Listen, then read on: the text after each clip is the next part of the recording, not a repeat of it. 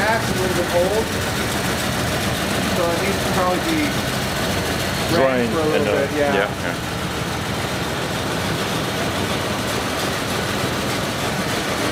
Ah, voilà, je suis venu voir ce F3 de 1951 et il est dans un état superbe. Hein. C'est vraiment le gars qui a commencé la restauration, fait du bon boulot.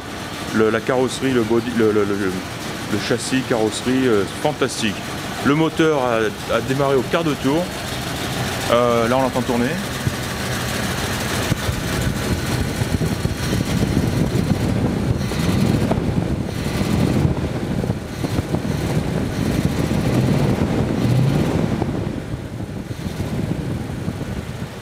Il tourne bien, il se lance bien, peut-être il vibre pas, il est très régulier. À l'accélération il y a un petit peu ce je sais pas si s'il y a un cylindre ou deux qui tourne pas.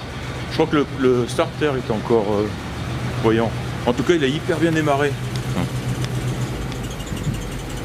Tiens voilà, ralenti ici. Il a démarré incroyable.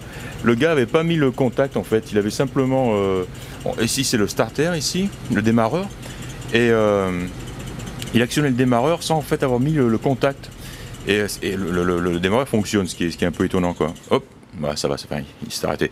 Mais forcément il démarrait pas, jusqu'à ce qu'il se rende compte que finalement il avait oublié de tourner la clé du contacteur, et ce qu'il a fait tout de suite, et ensuite la première pression sur le démarreur, boum, le truc est reparti, parti impeccable. Mais vraiment impeccable, hein. Tiens. Enfin, à main.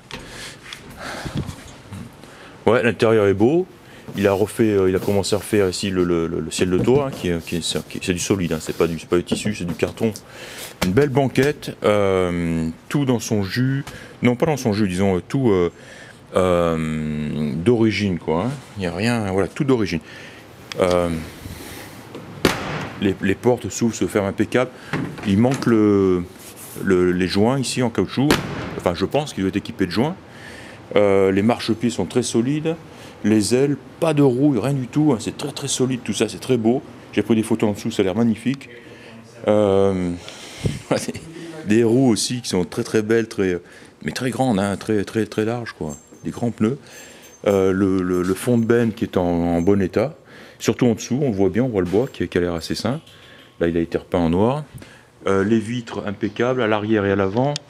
Les deux fenêtres passager-conducteur descendent impeccables, montent et descendent sans effort.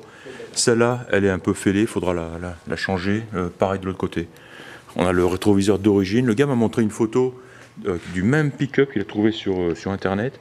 Et il a exactement la même gueule, même couleur, avec le rétro unique comme ça. Simplement, il a des pneus avec des flancs blancs et les fameux enjoliveurs, et c'est magnifique. À noter, il n'a pas les fameux enjoliveurs, justement, hein, ils ne sont pas là. Voilà, ben, c'est tout, mais sinon, vachement sain, très sain.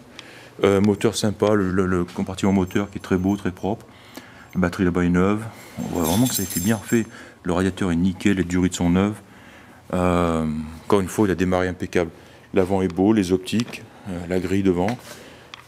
Tout ferme, tout s'ouvre, impeccable. Voilà, non, vraiment un truc sympa, quoi. Sympa. On n'en voit pas beaucoup, hein, avec un comme ça complètement d'origine, avec le V8, le flathead qui est magnifique. Hein.